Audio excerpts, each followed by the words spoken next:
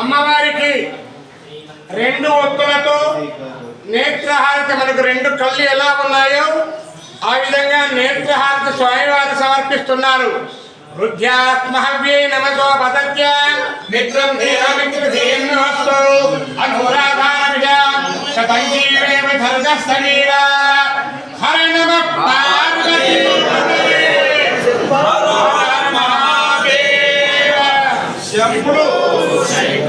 ఇప్పుడు స్వామివారికి మూడు కళ్ళు ముక్కంటి ఆయన ఆ విధంగా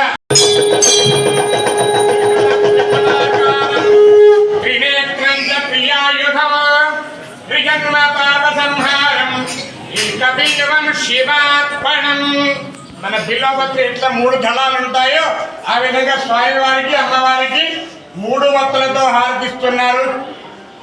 హర నమః పార్వతీ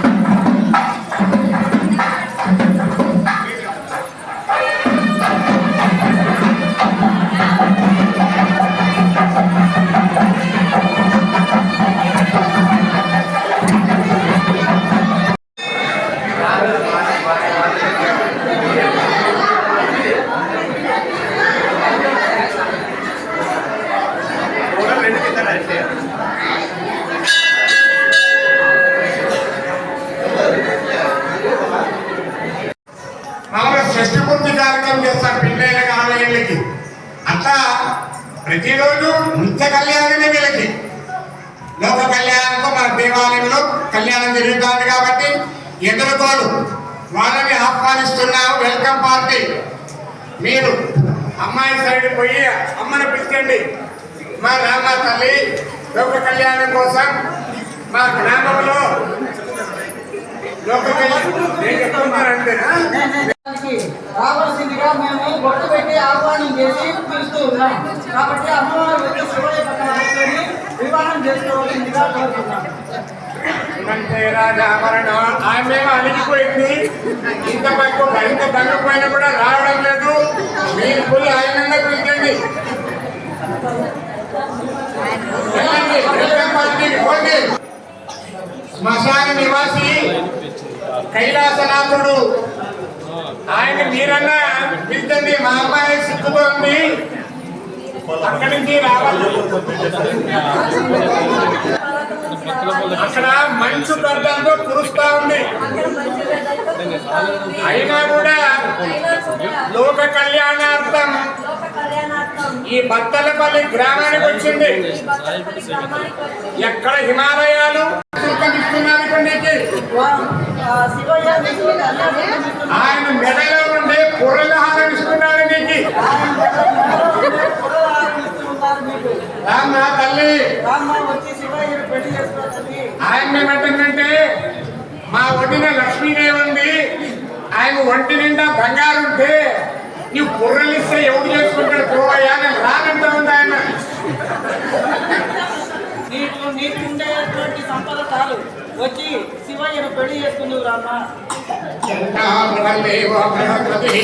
ఆయనేమో కొద్దిగా ఊపై తెచ్చుకొని ఏమన్నా రాగలరా, మీరు ఎంచిపోతారా? వస్తారా? ఒక్కడి చేస్తారు, అడగదలుచుకున్నారు. ఆయన ఎప్పుడు శ్మశానంలో ఉండేవాడు, నంది మీద తిరిగేవాడు, ఆయన ఎత్తుల మీద తిరిగేవాడు. ఆయన ఒక అడుగు చేశాడమ్మా, నీవన్నా ముందుకు రా తల్లి. ఆయన ఏమంటుందంటే మా అన్న శ్యామలంగా ఉంటుంది, నీవు రామ్మా తల్లి.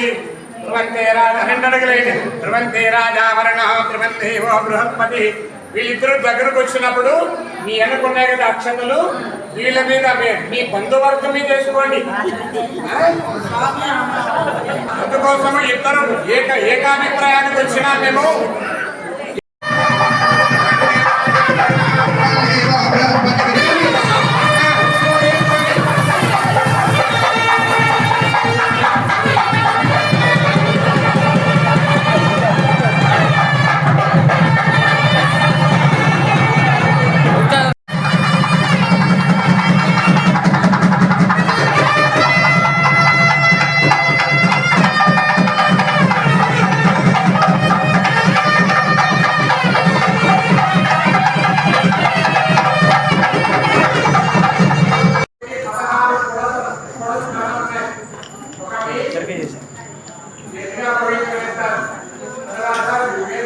స్వామి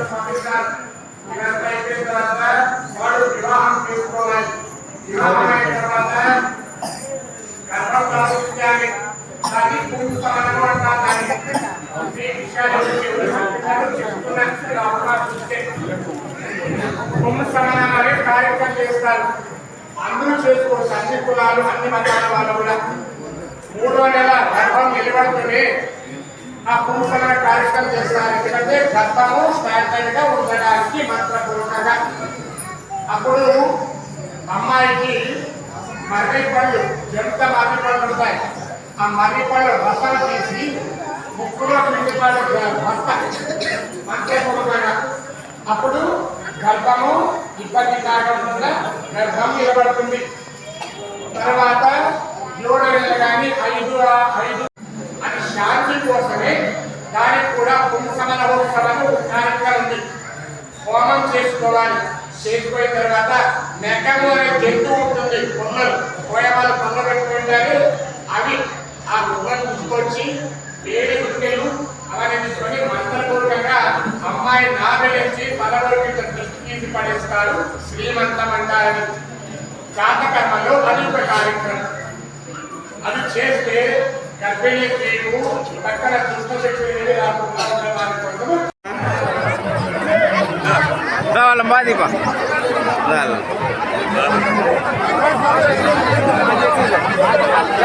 रे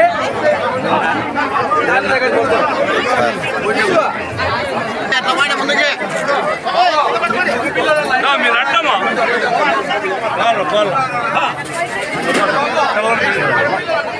రోజు అర్థం కావలేదు ఏమనుకుంటుంది తిని మళ్ళా అర్థం చేసుకోవాలి మీకే పెడతాడు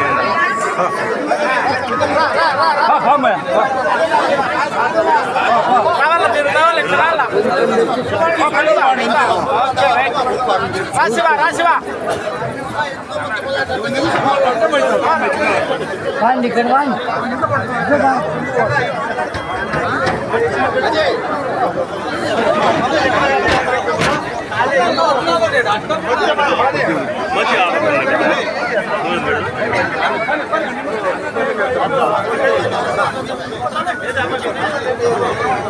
మీరు ఇచ్చిన ఆడ ఉన్నది కదా